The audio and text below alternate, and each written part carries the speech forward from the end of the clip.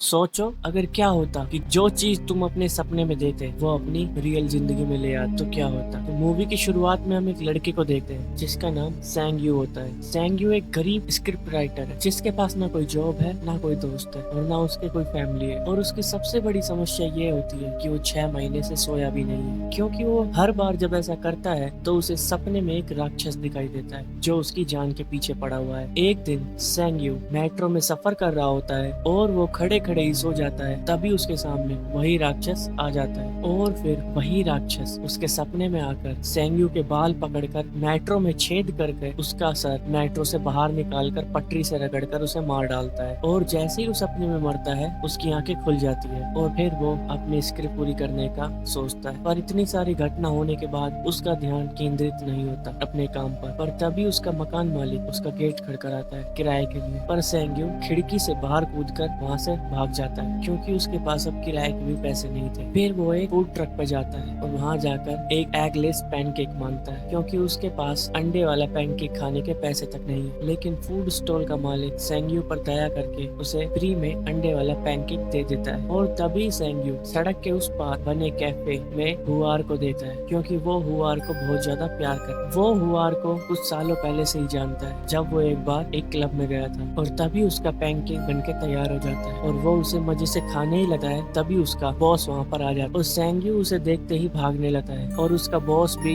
उसके पीछे भागने लगा है क्योंकि उसने सेंग्यू को एक स्क्रिप्ट पूरी करने का ऑर्डर दिया था जो कि सेंग्यू ने अभी तक नहीं की थी। और भागते भागते वो सेंग्यू का पैनकेक भी नीचे गिरा देता है पर सेंग्यू ज्यादा दूर नहीं भाग पाता और वो उसे पकड़ लेता है। फिर उसका बॉस उसे एक होटल में ले जाता है जहाँ पर वो नूडल खाता है और सेंग्यू उसे नूडल खाता हुआ देखता रहता है। और तभी वो सेंग्यू को डांटने लगता है क्योंकि अभी तक उसने उसकी स्क्रिप्ट पूरी नहीं की। और फिर सेंग्यू अपने बॉस दोस्त को अपनी सपने वाली बीमारी बताता है जिससे कि वो स्क्रिप्ट पर फोकस नहीं कर पा रहा है। पर सैंग जी ये सब कुछ नहीं सुनता और उसे 10 दिन में स्क्रिप्ट तैयार करने का बोलकर वहाँ से चला जाता है। फिर से अपने अपार्टमेंट में जाता है और देखता है कि वहाँ पर उसका सामान उसके मकान मालिक ने उसके गेट्स के बाहर रख दिया था और इसका मतलब उसके मकान मालिक ने उसे घर से बाहर निकाल दिया है। और फिर वो रात बिताने के लिए एक कैफे में जाता है और वहाँ जाके अपनी स्क्रिप्ट लिखने लगता है और वो थोड़ी देर बाद सो जाता है और अचानक उसके पीछे वही राक्षस आ जाता है जो उसके सपने में आया था। वो राक्षस जंजीरों से सेंग्यू का गला दबाता और उसका सर टेबल पर मारता है और उसे मोही मार डालता है। और जब सेंग्यू उठता है जब तक सुबह हो चुकी थी और उसका वहाँ पर लैपटॉप भी चोरी हो चुका था और अब उसे सपनों और हकीकत में कोई फर्क नहीं नजर आता। और फिर वो सैंग जी को मैसेज करने लगता है और उसे बताता है कि अब मैं सुसाइड करने वाला हूँ। हुआर के कैफे के सामने वाली बिल्डिंग को चुनता है और उसके ऊपर खड़ा हो जाता है और जैसे ही वो कूदने वाला होता है तभी वहाँ पर वो स्टॉल वाला अंकल आ जाता है और वो उसे बचा लेता है और उसे खाने के लिए भी कुछ देता है। और तभी सेंग्यू उसे अपनी सपने वाली बीमारी बताता है। वो आदमी सेंग्यू से बोलता है कि जब भी तुम अपना सपना देखोगे तो उससे बाहर आने के लिए तुम्हें बोलना है आई एम ड्रीमिंग और तुम अपने सपने से बाहर आ जाओ। और इतना कहकर वहाँ से चला जाओ। और सेंग्यू देर रात तक छत से हुआंग को देख रहा होता है और वो अपना फोन भी बेच देता है ताकि वो कुछ खाना खा सके। सेंग्यू एक स्टोर में जाता है और वहाँ से कुछ खाना खरीदता है और उसे स्टोर के बाहर बैठकर खाने लगता है। और तभी वहाँ पर हुआर आ जाती है और सेंग्यू ये देखकर चौंक जाता है पर वो हुआर तुरंत ही राक्षस में बदल जाती है। राक्षस सेंग्यू को उठाकर अपनी तलवार से मारता है और उसे कांच में धक्का दे देता है जिससे वो कांच तोड़कर स्टोर के अंदर गिरता है। तभी सेंग्यू फूड स्टॉल वाले आदमी की बात को याद कर और वो तलवार को पकड़े रहता है और कहता है आई एम ड्रीमिंग। इतना बोलते के साथ ही वो असली दुनिया में वापस आ जाता है और उसके हाथों में राक्षस की तलवार आ जाती है। सेंग्यू स्टोर मैनेजर अगले सुबह सेंग्यू उस तलवार को बेचने के लिए एक एंटिक शॉप में जाता है और जब सेंग्यू यह देखता है कि सारे दुकानदार उस तलवार को खरीदने के लिए उसके पीछे पड़े हैं तो वो सोचता है कि ये तो कोई एंटिक पीस है। इसलिए वो एक बड़ी शॉप पर जाता है और वहाँ पर जाकर उस दुकानदार को अपनी तलवार 20,000 में बेच देता है। फिर उन पैसों से सेंग्यू सबसे पहले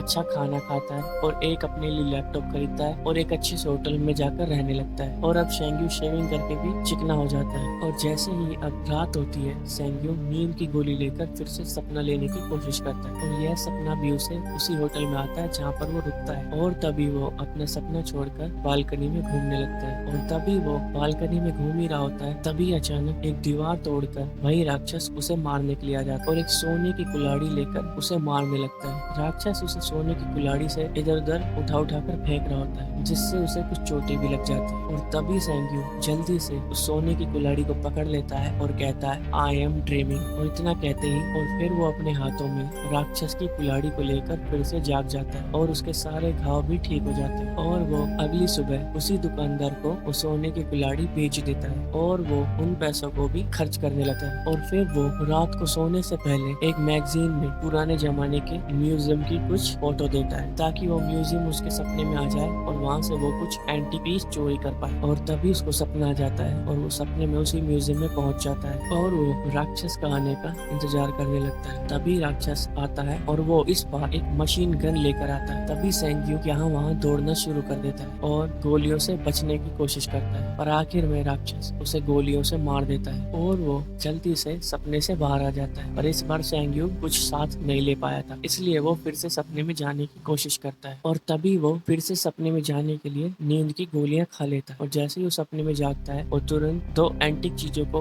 उठाकर जल्दी से बोलता है आई एम ड्रीमिंग और वो सपने से बाहर आ जाता है। और फिर वो होटल के बेडरूम में दोनों चीजों को ले आता है और इस बार वो प्रोफेशनल एंटिक डीलर के पास लेकर जाता है, जिससे कि वो अच्छा पैसा कमा सके। उसे उस खजाने के बदले इस बार $2 मिलियन मिलते हैं और तभी उसे अपना दोस्त सेंग जी मिल जाता है, जो कि उसका बॉस भी होता है। सेंग यू उसे एक फैंसी रेस्टोरेंट में खाना खाने के लिए इनवाइट करता है और उसे उसके पैसे वापस कर देता है जो उसने स्क्रिप्ट लिखने के लिए दिए थे। और अगले दिन सेंग यू हुआर के रेस्टोरेंट में जाता है और कॉफी पीते हुए उससे पूछता है कि क्या तुम मुझे जानती हो, पर हुआर उसे मना कर देती है कि मैं तुम्हें नहीं जानती। सेंग यू सेंग जी के साथ ड्रिंक कर लेता है। सेंग जी उसकी सफलता का राज जानने के लिए उसे होटल में और वहाँ से जाने का नाटक करता है और वो दोबारा आता है और सेंग यू के वॉलेट और उसकी चेकबुक को देखने लगता है। जब सेंग यू के हाथों में बहुत सारी गोल्ड की चेनें देखता है, सेंग जी उसका राज जान जाता है। अगले दिन सेंग यू हुआर का कैफे खरीद लेता है और उससे यह डील करता है कि अगर प्रॉफिट हुआ तो दोनों आधा आधा शेयर करेंगे और अगर लॉस हुआ तो सारे के सारे पैसे मैं दूंगा। और सेंग यू फिर से अपने होटल के रूम में आ जाता है और फिर से अपने एडवेंचर सपनों में चला जाता है और सेंग जू उसकी बॉडी को प्रोटेक्ट करने के लिए वहीं पर बैठ जाता है। और फिर वो अपने सपनों में बैंक को लूटता है और वहाँ पर वो दिखाता है कि अब वो इस चीज में एक्सपर्ट हो चुका है और अब उसका सपनों पर पूरा कंट्रोल है और अब वो अपने दिमाग से अपने इशारों पर सब चीजों को नचाता है। और अब राक्षस भी उसका कुछ नहीं बिगाड़ पाता, क्योंकि अब वो उसे भी मुंह तोड़ जवाब देना सीख चुका होता है। सेंग यू अपने सपने से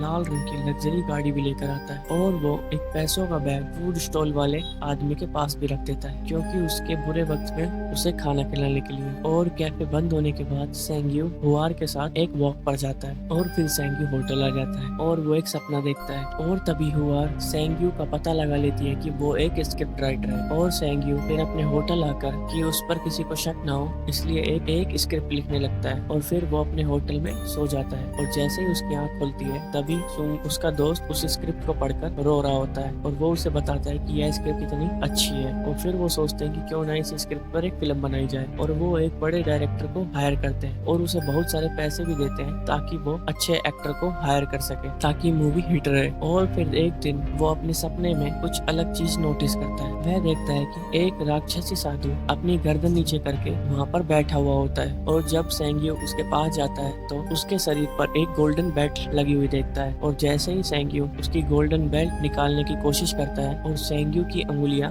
गायब होने लग और जलने लगती है, पर सेंग यू इस बात पर ध्यान नहीं देता और उसकी गोल्डन बेल्ट को वहाँ से निकाल लेता है और इस बार कामयाब हो जाता है। और एक बार सेंग यू हुआर को उसी छत पर ले जाता है जहाँ पर वो एक रात सुसाइड करने वाला था और उसे फायर क्रैकर शो दिखाता है। और जब सेंग यू अपने होटल रूम में वापस पहुंचता है तब सेंग जी अब दोबारा से खजाना लूटने के लिए तैयार हो जाता है, पर तभी सेंग यू उसे मना कर देता है और अकेला ही सो जाता है। और तब वो सपने में एक बहुत लंबी ऊंची खाली बिल्डिंग में पहुंचता है जहाँ पर बालकनी में उसका कोई इंतजार कर रहा होता है। और जैसे ही सेंग यू उसके पास जाता है तो देखता है कि वो बिल्कुल उसका हमशक्ल है। और तभी सेंग यू अपने सपने से बाहर आता और अपने कंधे और चेहरे पर नए जले हुए घावों को देखता है। अगले दिन सेंग्यू फूड स्टॉल वाले आदमी के पास नई सलाह लेने जाता है, लेकिन फूड स्टॉल के पास पहुंचते ही उसके साइड में एक वैन आकर रुकती है और कुछ बदमाश उसे किडनैप कर लेते हैं। और जब वो उसके सर से बैग हटाते हैं तो सेंग्यू को पता चलता है कि बदमाशों ने उसे चारों तरफ से घेर लिया है। बदमाशों का लीडर चैंग जी होता है और जब चैंग जी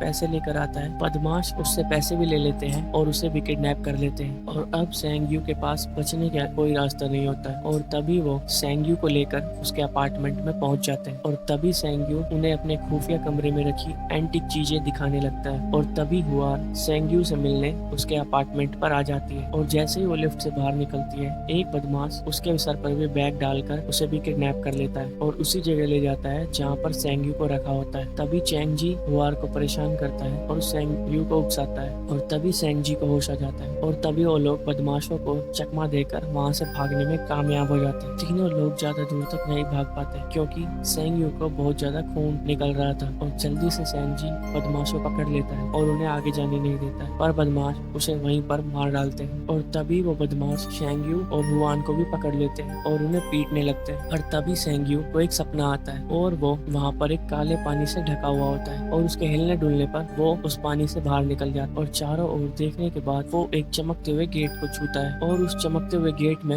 वो देखता है कि उस रात उसे स्टोर रूम से मरा हुआ बाहर ले जाया गया था। और जब ये खत्म हो जाता है तो वहाँ से बाहर निकलने के लिए वो आई एम ड्रीमिंग बोलता है, लेकिन कुछ नहीं होता और उसका ब्लड लॉस होने लगता है और अचानक उसका शरीर एक मॉन्स्टर में बदलने शुरू हो जाता है और सेंग्यू राक्षस बन जाता है और उसके हाथ में एक कुल्हाड़ी आ जाती है जिससे वो दीवार को तोड़ने की कोशिश करने लगता है। और जब आखिर में दीवार टूट जाती है और राक्षस सेंग्यू के लिविंग रूम में आ जाता है और वो राक्षस सभी बदमाशों को मशीन गन से मार डालता है और राक्षस फिर सेंग्यू को मारने के लिए उसके पास जाता है और सेंग्यू को मार डालता है और सभी एंटीक चीजें जो सेंग्यू अपने सपने से लाया था वो गायब होने लगती है, उसके अपार्टमेंट से भी और अमीर लोगों के कलेक्शन से भी। और जब वो जागता है तो खुद को उसी स्टोर पर पाता है जहाँ पर हुआर राक्षस में बदल गई थी और अब तक जो भी कुछ हुआ था वो एक सिर्फ बहुत लंबा सपना था। और तब से सेंग्यू उस स्टोर के बाहर ही सो रहा है और तभी हुआर वहाँ पर आकर सेंग्यू को पहचान जाती है और उसे सेंग्यू पर दया आ जाती है और वो उसे भरपेट खाना खिलाती है और सेंग्यू उसे अपने कैफे में कहाँ पार्ट टाइम जॉब करने के लिए भी देती है। और यह सुनकर वो टूट जाता है और रोना शुरू कर देता है और अपने जीवन में सेटिस्फाई होकर वो अब वही फूड स्टॉल वाले अंकल के पास खाना ऑर्डर करने जाता है और वो उसे वही पैसों का बैग वापस कर देता है और वो उसे अपने पेट पर लगे जख्म दिखाने लगता है और उसके पास भी वही शक्ति है जो कि सेंग्यू के पास थी, पर उसने यह साधारण जीवन जीना ही सही समझा। और इसी के साथ यह मूवी खत्म हो जाती है। अगर मूवी अच्छी लगी हो तो एक लाइक जरूर कर देना और चैनल को सब्सक्राइब कर लेना। तब